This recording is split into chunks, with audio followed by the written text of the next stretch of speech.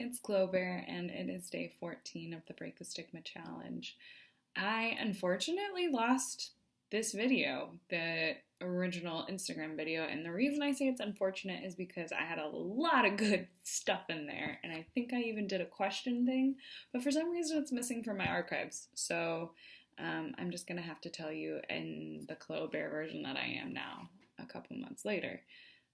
But today's question is, what are some warning signs that you're not doing well? And there's a lot. There's a lot of warning signs, but I think probably for depression, the main warning sign is I stop doing the things that I love to do. So if I stop blogging, if I stop engaging in a meaningful way, if I stop wanting to hang out with my friends, if I stop going to the gym, if I stop showering, if I just stop.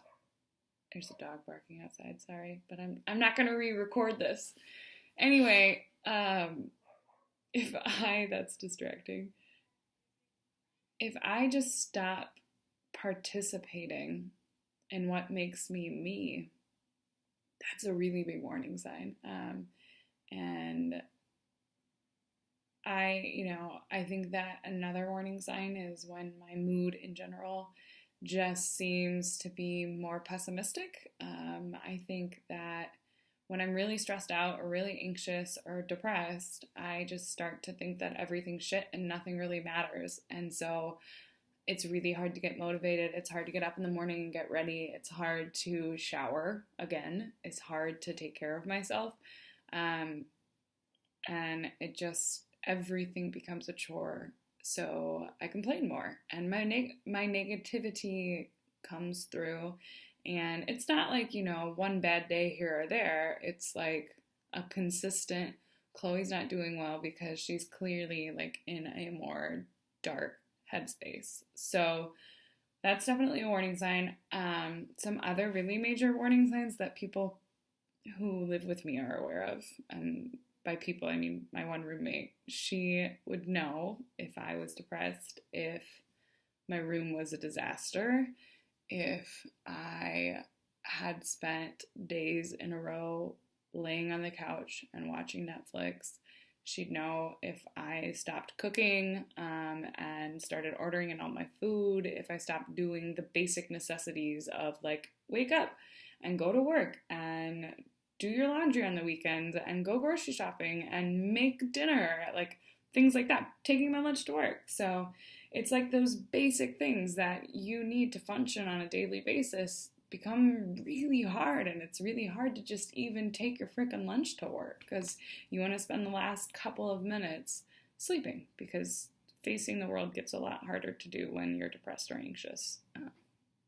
So those, I think, are probably the biggest ones, and it's interesting because when I lived in China and was going through a pretty tough depression, I'd spend hours a day watching this thing called PPTV, which is the free version of Netflix that's available in China, and it's all free, and it's just streaming content in China.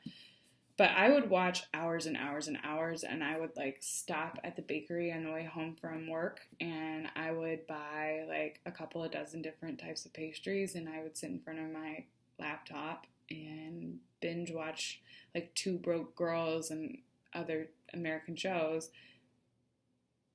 because it was me checking out. It was me saying I don't want to be in this world today. So now I have a hard time relaxing because of it. I have a really hard time binge watching television shows at all because it takes me back to that. It takes me back to a really dark place in my life. And I can't say there was ever a time where I was binge watching television shows every day and I was in a good place in my life. I did the same thing when I went through my really bad depression in college, and only then I didn't have Netflix, so I would rent DVDs from the library, and I would get off of work and the library was right next door, and I would literally rent out 10 to 15 DVDs. And it's so funny because it's not funny, but I don't know what I was thinking when I was thinking I need 10 rom-coms. I need 10 of these to get me through this weekend or to get me through this night. Or, I mean, I don't even know how many you can watch. And that's 20 hours of television or 20 hours of, if I got 10, it's nuts. So it's just, you do things that are out of character for you. And I think that those are my biggest trigger signs.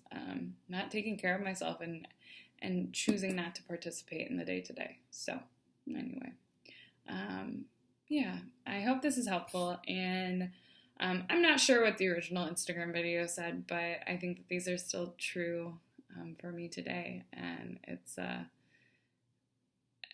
I'm glad now that I'm at a point where I'm able to recognize them early and start, instead of just like going with the flow and allowing myself to head down to the path towards depression or an anxiety attack. And I still struggle with anxiety, but depression I've got a pretty good handle on. And when I start to notice those early on, I'm able to be like, all right, what's going on? Like, what is the thing that's happening right now? What do I need to change in order to feel better? Or, get on top of this. So anyway, I hope you are having a wonderful day, and thank you so much for watching. If you want any more information, check out all the information in the links below. So thank you.